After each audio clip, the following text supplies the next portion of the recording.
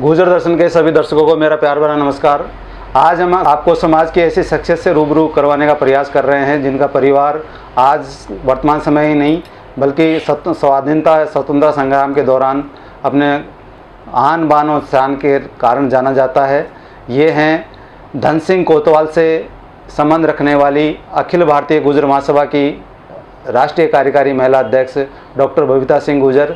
Doctor Babita Singh Gurjar समाज की वो शख्सियत है जो आज राजस्थान में ही नहीं बल्कि पूरे देश में के विभिन्न राज्यों में जाकर के समाज सेवा में अपना भागीदारी अदा कर रही है।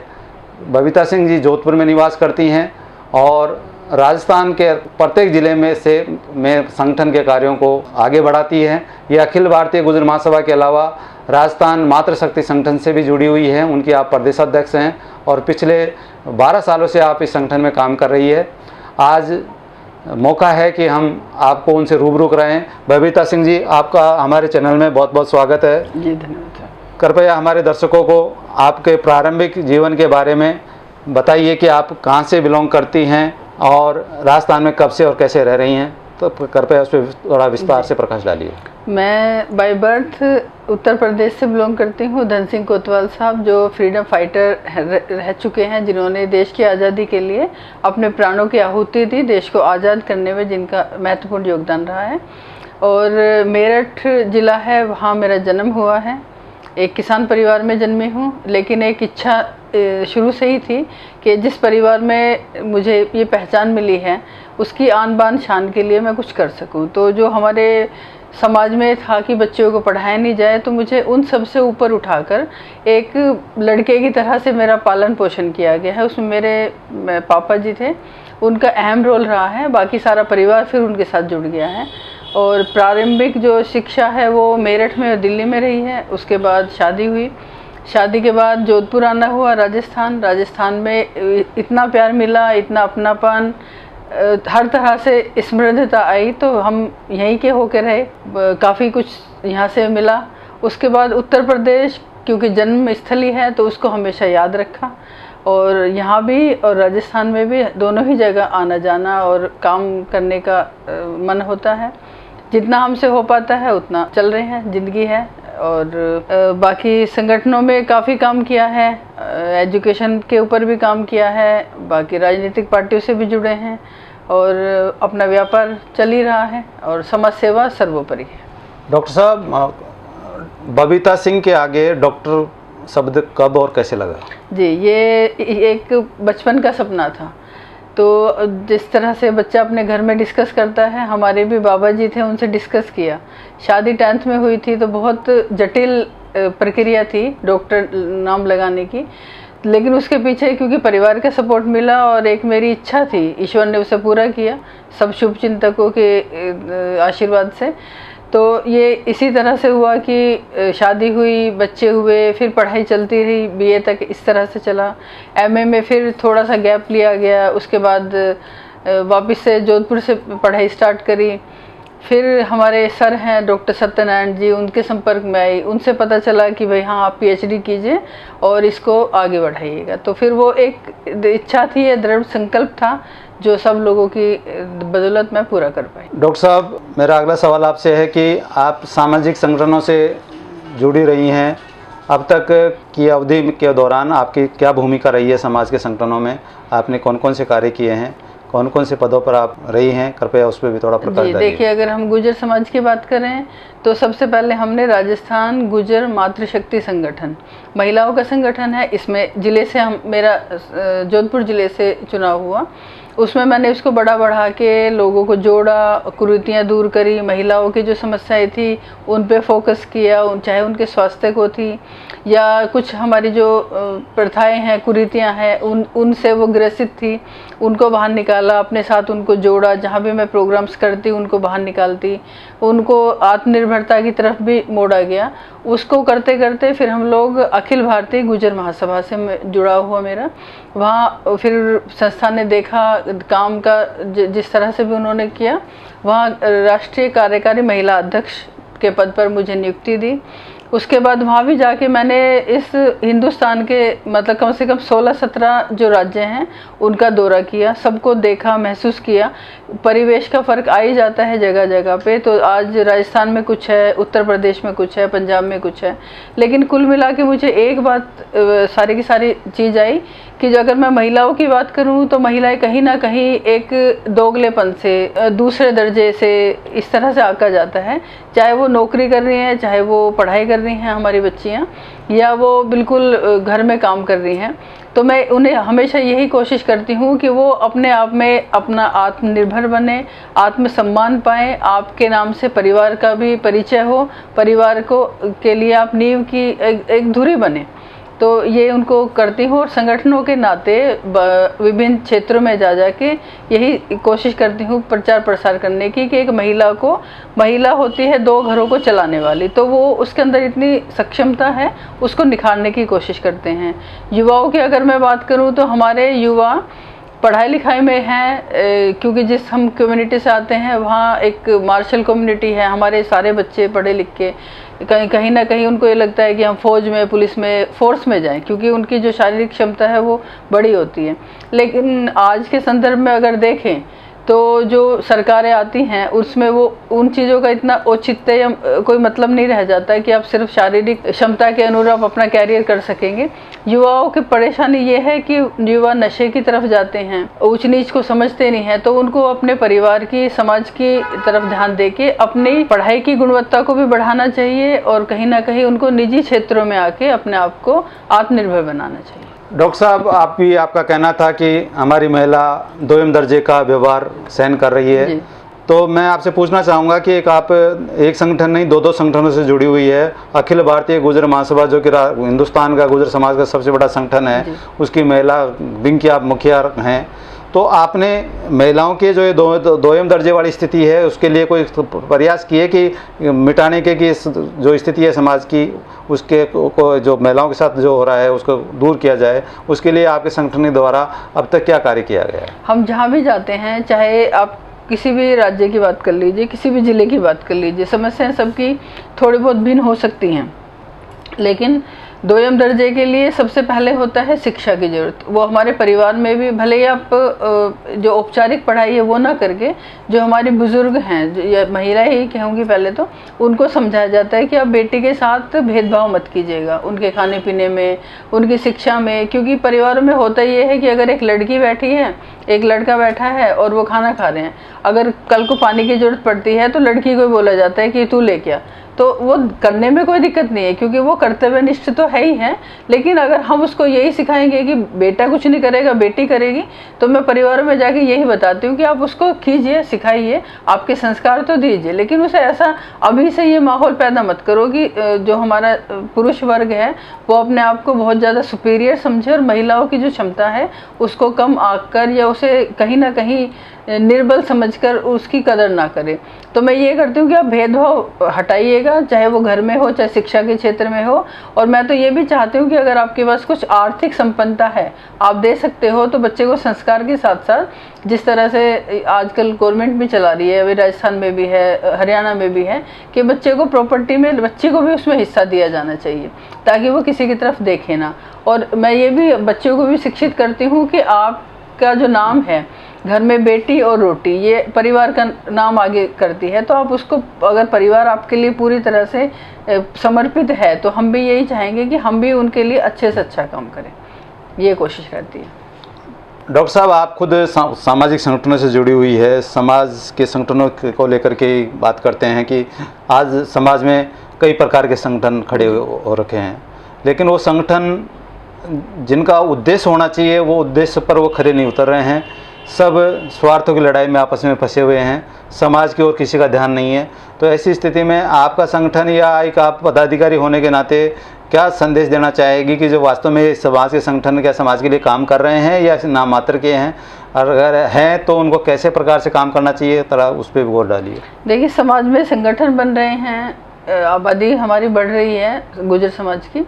अगर आप कुछ अच्छा करना चाहते हैं, थोड़ा सा परिवर्तन करना चाहते हैं और एक दूसरे के साथ खड़े रह के करना चाहते हैं, तो बहुत अच्छा है कि एक संगठन के नाते आप लड़ाई ना करके, अगर भाई भाई दो अलग अलग जैसे प्रथा चली आती है, अलग अलग न्यारे न्यारे रहते हैं, अगर आप 2, 4, 5 संगठन भी चलाते हैं और उसमें समाज की भलाई का काम करते हैं, तो मेरे हिसाब से संगठनों का विस्तार गलत नहीं है, क्योंकि उसकी जो नींव हम लोग रखते हैं वो समाज को आगे बढ़ाने के लिए, समाज के कल्याण के लिए रखी जाती है। वो फ़र्क यहाँ आ जाता है कि जो हमारे संगठन चलाने वाले कुछ लोग हैं, बेशक बड़े वालों को जो नेतृत्व करते हैं उनको शायद इतना पता ना हो, लेकिन कहीं ना कहीं बीच में जो थोड़ी सी इस तरह की परेशानियां आ जाती हैं, उससे जो संदेश होता है, जो नींव रखी गई होती है, वो कहीं ना कहीं प्रभावित होती है और संगठन सिर्फ महज 2, 4, 10, 5, 50, 100 में सिमट कर रह जाता है। तो मैं यही निवेदन करूंगी, भले ही मैं अखिल भारतीय गुर्जर महासभा की एक प्रतिनिधि के नाते वहाँ कार्य कर रही हूँ, लेकिन और जगह भी हमारा जाना है, क्योंकि एक आपका बर्ताव भी मायने रखता है कि आप किससे कितना लाइजिंग रखते हैं। हमारे लिए सारा समाज बराबर है, हमारा संगठन, हम तो ये मान के चलते हैं कि हमने कोई काम किया है, अगर हमारी प्रतिभा हम निखारना चाहते हैं तो दूसरे की हमें खंडित करने का भी कोई अधिकार नहीं है। तो फिर भी मैं ये चाहूँगी कि कहीं ना कहीं एक ईर्ष्या भाव आ जाता है, कहीं ना कहीं एक द्वेष आ जाता है, एक स्वार्थ की वाली प्रकृति आ जाती है। तो अगर हम किसी का भला करने चले हैं, और अपना ही समाज भी तो हम ही से हैं, हम समाज से हैं, तो अगर हम हमारे समाज का भला करने चले और हमारे अंदर ही कुछ गलत चीज़ आ गई है, तो हम भला तो कुछ नहीं कर पाएंगे, उल्टा उसको खराब ही करेंगे कुछ। तो अपने मन को, अगर ईश्वर ने आपको किसी लायक बनाया है और आप कोई काम करने के काबिल हो, तो आप उसको अच्छा से अच्छा करके दो, उसमें अपना स्वार्थ मत देखो, ना पद का, ना पैसे का, ना किसी पूछ का। अगर आप काम करोगे तो आप निखर के आओगे। हम समाज के लिए हैं, समाज हमसे बना है, हमसे समाज बना है, संगठन भी समाज से बना है, तो सबसे सिरमौर जो है वो समाज है। अगर जिस संगठन में समाज के लिए भलाई है, वो अपने आप तरक्की करेगा। जो खाली स्वार्थ पूर्ति के लिए, पद लोलुपता की वजह से बने हैं, वो अपने आप ही धराशायी हो जाएंगे। तो सच्चाई के साथ बढ़ो, भले ही संगठन कितने ही हो, लेकिन उसमें हमारे समाज के विकास की ही धारणा होनी चाहिए। डॉक्टर साहब, मैं आपसे पूछना चाहूँगा कि आप एक सामाजिक कार्यकर्ता के तौर पे या राजनीतिक कार्यकर्ता के तौर पे हिंदुस्तान में सब जगह जाती रहती हैं, तो क्या तुलना करती है हमारे समाज की तुलना अन्य समाजों से? और जहाँ तक बात समाज की कुरीतियों की है, तो कहाँ ये कुरीतियाँ हमारे लिए विकास का रोड़ा बनी हुई है, कैसे इनको दूर किया जा सकता है? तो थोड़ा इसके बारे में आपका क्या सोचना है? जी, हमारे समाज में और समाज में अगर हम तुलना करें तो कुरीतियाँ हमारे समाज में ज़्यादा हैं। सबसे पहले दहेज प्रथा की, जहाँ से मैं बिलोंग करती हूँ, उत्तर प्रदेश, वहाँ इतनी सारी दहेज की वो पराकाष्ठा है कि इतनी बड़ी गाड़ियाँ और इतना ये और कैश और गहने और वो सारा करके, तो उस होड़ में लोग अपने जो उनको विकास करना चाहिए वो नहीं कर पाते हैं, फिजूल खर्ची ज़्यादा होती है। दूसरा, वहाँ मैंने ये देखा है कि जो युवाओं में कह लो, एक आम पुरुष में कह लो, कि वहाँ जो शराब का सेवन किया जाता है, कहीं वो लत लग जाती है और कहीं वो प्रतिष्ठा का सवाल बन जाता है। तो हम ये कुछ वहाँ डीजे चलते हैं, इतनी जोर से वो धम धम और इतना पैसा और इतना सारा कुछ किया जाता है। तो आप एंजॉयमेंट कीजिए, सब कुछ कीजिए, लेकिन ऐसा ना हो कि आपकी जो स्थिति है वो बदतर हो जाए उस एंजॉयमेंट के लिए या उस खाली नाम खोगले के लिए, शान के लिए, और आप उसका कुछ विकास ना कर सके। इससे बहुत अच्छा होगा कि जितना पैसे शादियों में इस तरह शोबाजी में दिखा रहे हैं, वो पैसा अपनी बच्ची के लिए एफडी कर दीजिए, उसके नाम कुछ और करवा दीजिए, या उससे पहले उसके एजुकेशन पे खर्च कर दीजिए, ताकि वाकई विकास कर सके हमारा समाज। दूसरे समाज हैं, जैसे मैं लोइस क्लब से भी जुड़ी हूँ, तो वहाँ खासकर जैनी ज़्यादा मिलते हैं मुझे, मेरी महिलाएं। तो मैं देखती हूँ वो एक से एक बढ़ के, आप उनके कपड़े भी देख लो, गहने भी देख लो, उनके खाने का, उनके बात करने का, उनका जो एक लिविंग स्टैंडर्ड है, एक आत्मविश्वास से वो पेश आती हैं। वो पढ़ी लिखी भी हैं, नौकरी कोई करती है, कोई नहीं भी करती है, लेकिन उनके अंदर जो जीवंतता है, जो आत्मविश्वास उनके अंदर कूट कूट के भरा रहता है, उसके पीछे ये है कि वो सारी चीज़ें लिमिट्स में करती हैं। अपने आप को, जैसे जोश और होश का जो अंतर है वो समाज को आता है। हमारे जो समाज है उसमें ये पता नहीं चलता है कि हम कहाँ ज़्यादा खर्च करें और कहाँ कम करें। आप इसी संदर्भ में जैसे राजस्थान कर लीजिए, तो यहाँ दिखावा रीति रिवाज इतने हैं कि एक बच्चे के जन्म से लेके और जन्म के बाद तक, शादी के बाद तक इतना सारा पहरावनी, आपके जो भात है, मायरे का है, ओढ़ावनी, जो इस तरह को ये सारे चलता है। उसके बाद यहाँ अफीम सेवन है। यहाँ सबसे बड़ी दिक्कत ये है कि छोटे बच्चों की शादियाँ अभी भी आप कर रहे हो करके, तो उनकी तो वो तरक्की का तो ख़त्म ही मामला हो जाता है अगर आप किसी को छूट ही नहीं दोगे तो। और यहाँ इस तरह का जैसे अपना एंजॉयमेंट है, रंगीला राजस्थान बढ़िया बात है, पहचान है पूरे भारत में, क्या पूरे हिंदुस्तान या वर्ल्ड में पहचान है। लेकिन ऐसा भी नहीं रहना चाहिए कि हमें सिर्फ लोग देखने ही आए, हम अपनी तरक्की ना कर पाएँ। तो ये है कि आप सारा कुछ आगे बढ़िए, लेकिन कहीं ना कहीं जोश और होश में फ़र्क करते हुए। शिक्षा तो कुछ है नहीं, लड़कियों की और लड़कों की दुर्दशा है। और तो और वहाँ अगर शादी भी करते हैं तो एक दूसरे से आटे साटे करेंगे, खरीद फरोख्त से करेंगे। तो आप एक इंसानी जीव को खरीद फरोख्त एक वस्तु ना बनाकर उसे जीने का अधिकार दें, ताकि वो सम्मान सहित अपना जीवन जी सके। और ये करेगा कौन? जो घर के परिवार के बड़े लोग हैं, जो आजकल तो डिजिटल इंडिया कह रहे हो, इतना प्रचार प्रसार होता है, टेलीविज़न, अखबार, सोशल मीडिया इतना सारा है। तो हमारे समाज को भी कुछ कुरीतियों को त्याग देना चाहिए और अच्छे बनने के लिए अच्छा संस्कार उनमें स्थापित करना चाहिए, ताकि समाज वाकई तरक्की कर सके। डॉक्टर साहब, मैं एक सवाल पूछना चाहूँगा कि आप खुद एक महिला है, महिला होने के नाते कोई सवाल आप खासकर मैं समाज की बालिकाओं को लेकर के पूछना चाहूँगा कि समाज का जो अभिभावक है उसकी सोच आज भी वही है जो रूढ़िवादी समय में थी। इसको लेकर के मैं हर बार जहाँ जाता हूँ या मेरे से कोई मिलते हैं उनसे मैं पूछता रहता हूँ कि भाई समाज की बालिकाओं को हम आगे लाने के लिए क्या प्रयास करने चाहिए। तो मैं आपसे भी ये पूछना चाहूँगा कि समाज की बालिकाओं को हम किस प्रकार आगे ला सकते हैं, जो समाज की बालिकाओं के प्रति हमारे अभिभावकों की जो सोच है, रूढ़िवादी सोच, जो पुरानी सोच है, वो आज भी बरकरार है, खासकर ग्रामीण क्षेत्र में। इस बारे में आप क्या कहना चाहेंगे कि समाज को या हमारे अभिभावकों को बालिकाओं के साथ कैसा व्यवहार करना चाहिए? क्या उनको एजुकेशन में आगे लाने के लिए क्या प्रयास करने चाहिए? देखिए, शिक्षा तो आगे बढ़ने की एक कुंजी है, एक रोशनी है। तो अगर आप शिक्षित करेंगे अपनी बच्ची को, तो आपने उसे सारा कुछ दे दिया। आपने उसे संस्कार भी दे दिए, घर की मान मर्यादा की चाबी भी उसके हवाले कर दी है, और आपने उसके भविष्य बनाने की नींव भी रख दी है। तो सबसे पहले तो हमारी बच्चियों को शिक्षित कीजिए। आप प्रतिशत भी देख लीजिए लड़कियों का आप घर का काम भी करवाते हो, और भी बहुत सारे उसकी जिम्मेदारी आ जाती है। उसकी शारीरिक क्षमता भी लड़कों से कम होती है, उसको एक यौवन अवस्था में आके कुछ परेशानियों का खुद भी सामना करना पड़ता है, दुनिया में भी बाहर निकलने से पहले अपने आप को तैयार करना पड़ता है। उसके बाद भी उनका जो शिक्षा प्रतिशत है वो लड़कों से ज़्यादा बढ़ के आता है। तो मैं ये चाहूँगी कि हमारे जो अभिभावक हैं वो अपना खुला दिल रखें, खुली मानसिकता रखें, अपनी बच्चियों पे भरोसा करें, उनको आपके संस्कार इतने मजबूत हों, आपकी शिक्षा इतनी मजबूत हो। एक ये जो दायरा है छोटे बड़े का, कि अगर बड़ी हैं तो छोटे से आप उस बारे में चर्चा नहीं कर सकते, क्योंकि आजकल ये पूरा जो विश्व है ये खुला हुआ है, यहाँ कोई भी बात छुपी नहीं है, ना छोटों में ना बड़ों में। तो बहुत अच्छा है कि हम अपने बच्चों के साथ एक दोस्ताना व्यवहार रखें और उनको अपने सही गलत का पता लगाएं। खाली ऐसा ना हो कि हम पढ़ाई के लिए उन्हें मोबाइल दिया, पता चला कि कुछ और है, तो उसको बंद ना करके, अगर ऐसा भी कहीं है तो मोबाइल छीन के उसकी पढ़ाई बंद मत करवाइए। ये एक आम समस्या देखी है मैंने जब जहाँ जाती हूँ। उससे ये कहिए कि कोई एक्सीडेंट है, उस एक्सीडेंट से भी हम दवाई देते हैं, डॉक्टरों के जाते हैं, तो आपके संस्कार वो डॉक्टरी काम करें, वो मेडिसिन का काम करें, वो औषधि का काम करें, कि अगर कहीं कुछ है तो उस बाधा को पार करते हुए आप अपने बच्चे को आगे बढ़ाइए। अगर एक छोटी सी ठोकर में वो संभल जाएगा तो फिर वो आपके लिए बहुत अपना नाम देगा, आपकी पहचान बनाएगा। तो लड़कियों को मौका दो, उस पर पूरा भरोसा रखो, संस्कार दो, आपके जो संस्कार हैं वो कहीं भी खराब नहीं होंगे।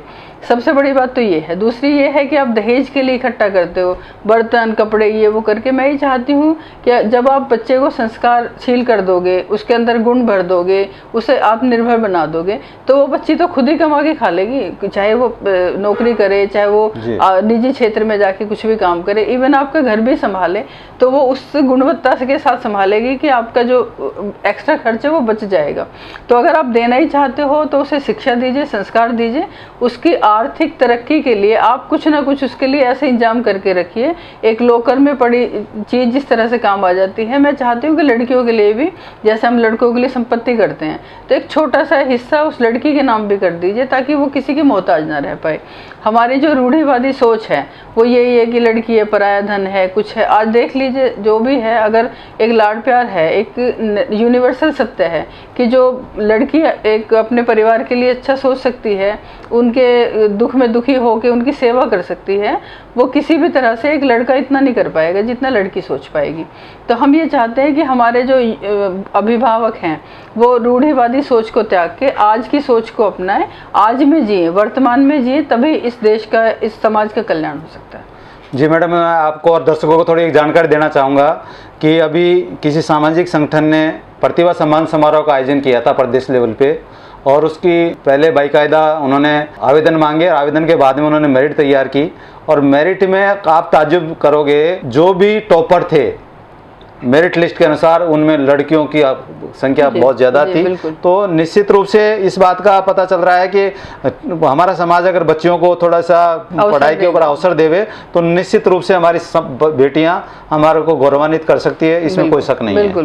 मैडम, मैं थोड़ा सा आपसे एक सवाल और पूछना चाहूँगा कि हमारे जो समाज के युवा इस समय कंपटीशनों की तैयारी कर रहे हैं या पढ़ाई कर रहे हैं या उनकी लालसा नौकरी की ओर है और उसी लालसा को लेकर के वो अपनी तैयारी करते हैं, तो मैं आपसे जानना चाहूँगा कि उनके लिए आपकी तरफ से क्या संदेश है कि उनको किस प्रकार से तैयारी करनी चाहिए, कैसे उनको अपना भविष्य संवारने के लिए। हमारे जो युवा पीढ़ी है उनको पढ़ाई लिखाई बिल्कुल अच्छी तरह से करनी चाहिए, मन से लगन से करनी चाहिए, और अगर उनके पढ़ाई में रुझान है तो मैं एक अपनी राय दूंगी, क्योंकि मैं देखती हूँ बच्चों को, परिवार इतने बड़े, समाज, सारा समाज ही परिवार है। मैं खाली ये नहीं कहूँगी कि अगर आप पढ़ाई नहीं कर सकते हो तो आपका भविष्य नहीं है। मैं ये चाहती हूँ कि आप संस्कारित रहिए, अपनी पढ़ाई को, जो गुणवत्ता है आपकी उसे बढ़ाइए जितनी भी आप एक स्टूडेंट लाइफ में बढ़ा सकते हैं।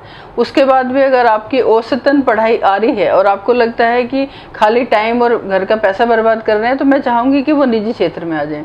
और जो पढ़ाई वाले हैं, जो कम्पिटिटिव एग्ज़ाम के लिए तैयारी कर रहे हैं, वो देख के कीजिएगा और उसमें पूरे समर्पण के साथ चलिएगा, क्योंकि हमारे यहाँ जो बच्चों की ताकत है वो एक फिजिकली के तौर पे ज़्यादा बहुत अच्छे से माना जाता है। उसमें आप थोड़ा सा बुद्धिमत्ता से काम लेंगे तो निश्चित रूप से आप सफल होंगे।